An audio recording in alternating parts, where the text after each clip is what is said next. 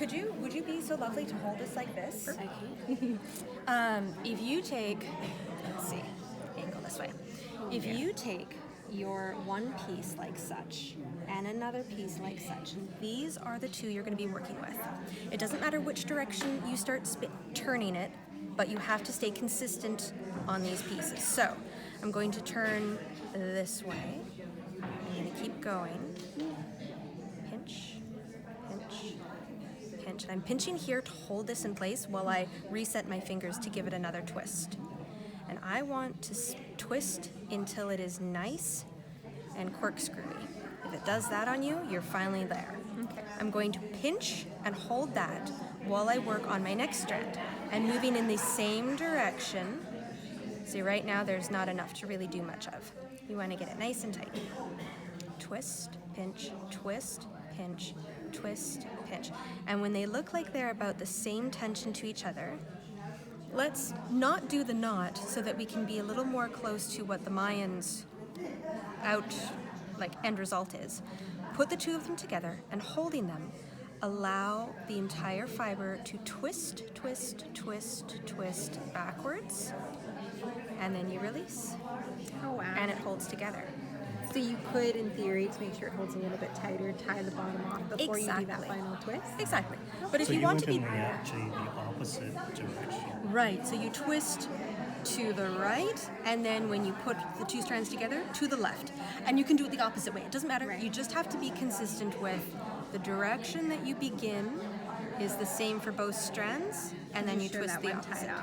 Yeah, so twist, twist, twist, and a pinching in between.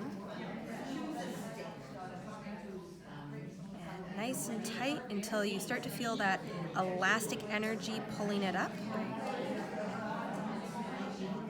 Twist, twist, twist. Nice and tight. And then put the two of them together. And you want to be working at the very bottom as close down because you're trying to get as much twist into the entire thing as possible.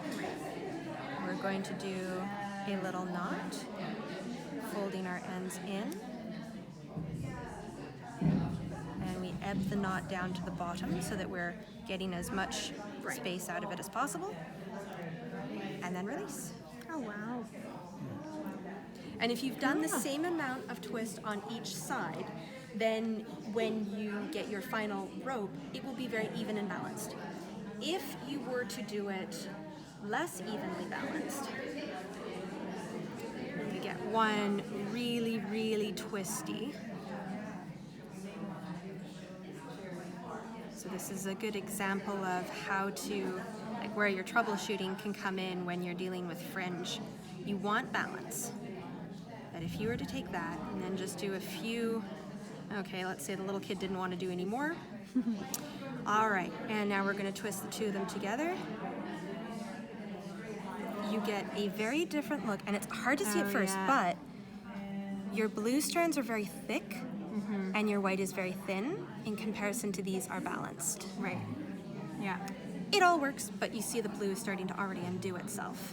Right. Just from that small amount. That fringe won't hold together for very long, and a few little tugs at it, and it's already coming undone.